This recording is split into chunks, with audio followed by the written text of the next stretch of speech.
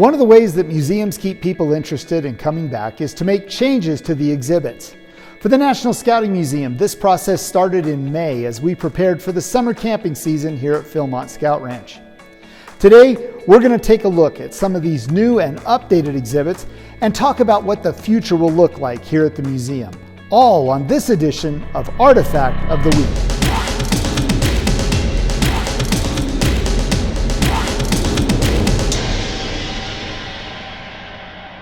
Today we're going to take a brief tour through the museum and look at some of the new and updated exhibits visitors will find. Now, some of these have been very well documented in previous Artifact of the Week videos, which we'll provide links to so you can catch up. But for others, we'll spend a little more time talking about the story behind the artifacts and the exhibits. The first change is immediately inside the front door of the main gallery and is the orange crate canoe built by two scouts from Louisville, Kentucky, which we put on display in May and featured as our Artifact of the Week on June 3rd, 2022. It's a great story, and you'll also learn a lot about the history of canoes. The next update is to the first Eagle Scout exhibit, where we changed out the uniform that used to be on display with an official Boy Scout uniform. As you can see, this uniform is a high-collared shirt with buttons utilizing the then brand new BSA fleur-de-lis. While this is not Arthur Eldridge's uniform, it is the type and style of the uniform he is wearing in the photo, which is also on display. Now you might ask yourself, why'd we change it out? The previous uniform on display was a repurposed military uniform from the same time period. It was not uncommon, and we have records that show the BSA encouraged the repurposing of old military uniforms for Scouts and Sea Scouts during the early days of the organization. Speaking of uniforms, our uniform display has undergone a transformation from just a few samples of uniforms to 6 uniforms from the Boy Scouts program and 5 uniforms representing other programs of the BSA. Now, on a personal note, the 1970s uniform that is on display is representative of the uniform I wore in my youth. Now, I was never a fan of the collarless shirt, but I did like the knee-high socks and tabs when I wore shorts. I also liked wearing the red beret over the green ball cap style hat available at the time. The Sea Scout uniform on display replaced a repurposed Navy uniform. The notable difference between the two is that the Sea Scout uniform has 2 white piping stripes on the collar and sleeves, while the Navy uniform has 3. Again, it was a common practice of the BSA to use repurposed Navy uniforms with BSA insignia. And during the 1970s, the BSA stopped selling Sea Explorer uniforms, instead providing instructions on how to acquire suitable alternatives. We also changed out the previous Air Scout uniform we had on display with a recently donated uniform which included an Eagle Scout medal, Senior Scout Silver Award medal, and other Senior Scout recognition items. You can learn more about the Air Scout program in the Artifact of the Week video presented on December 4th, 2020. The showcase artifact in this revised display is a complete 1910 BSA uniform. This high-collared coat is khaki in color. The buttons and the belt buckle have the English fleur-de-lis in the center and BS of A and Be Prepared around the outsides. Now, the English fleur-de-lis was used because the BSA version had not yet been designed or approved. You'll also note the red and white patrol ribbons on the scout shoulder. Each patrol was identified by 2 colored ribbons, and they both could be the same color. The scout that wore this uniform was a member of the Buffalo Patrol. Now, there is one exception to the patrol ribbon system, and that was the Flying Eagle Patrol, which had 3 colors in their ribbons, and of course they were red, white, and blue. Interestingly, the Boy Scout Handbook in 1911 and 12 lists the patrol colors, but the first mention of wearing them was in 1913. This uniform design was only used for 1 year, 1910, and a new design was introduced in 1911. Our next new exhibit in the Scouting Heritage Gallery is a display on International Scouting and World Jamborees. There are a series of 3 Artifact of the Week videos in June of 2022 that will give you all the details on this new and exciting exhibit. In the back half of the museum, you'll find a new display dedicated to artifacts of the Hickoria Apache.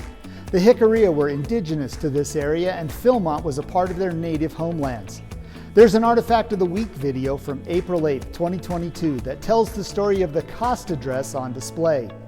In addition to the dress, you will also find a man's shirt, which is a machine-stitched buckskin shirt adorned with seed beads. Below that is a pair of children's moccasins made of deer skin and decorated with seed beads. The man that made these moccasins tragically died by drowning while on a trip to the Grand Canyon soon after he completed them. Next is a collecting basket made of willow and rawhide.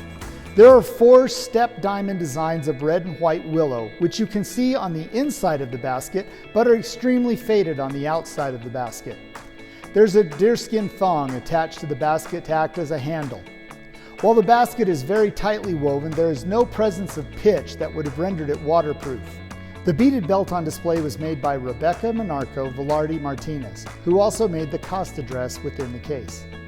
While each beader has their own style, reflected in their use of colors and patterns, this design draws heavily on the designs associated with the Oero clan of the Hickoria. Finally, we have a willow tray basket also created by Rebecca. While the core of the basket is willow, she also split the willow and soaked it in water to make it pliable. The colors were added during the soaking process. She then stitched the willow around the core. Pitch from pinion sap was added to make the basket waterproof.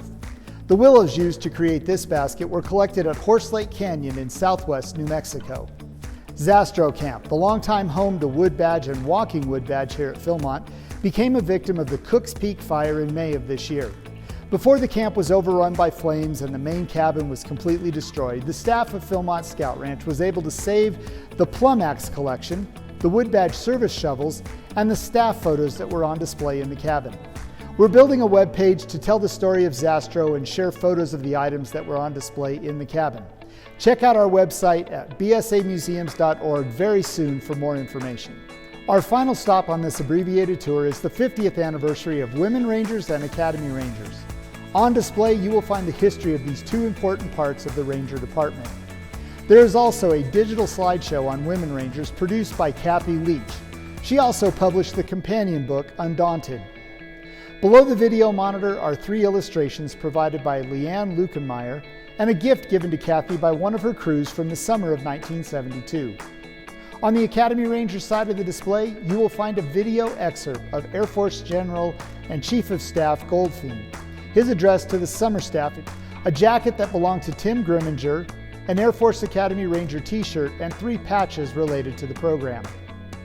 The artwork of Jeff Segler, who painted I Want to Go Back to Philmont in 1982 and I Want to Go Back to Philmont 2, a painting to celebrate the 50th anniversary of Women Rangers, are part of the exhibit as well. While these are new displays and will be available for the foreseeable future, there are big changes coming to the Scouting Heritage Gallery. New displays and exhibits featuring advancements, recognition of the inaugural class of female Eagle Scouts, international scouting, the National Jamboree, and some new and exciting interactive exhibits and displays are all on tap, along with so much more. These exhibits will start to be installed this fall with a scheduled grand opening for May or June of 2023. Well, that's all the time we have for this week. Join us next time as we continue to learn more about the history of the Boy Scouts of America through the collection of the National Scouting Museum and Artifact of the Week.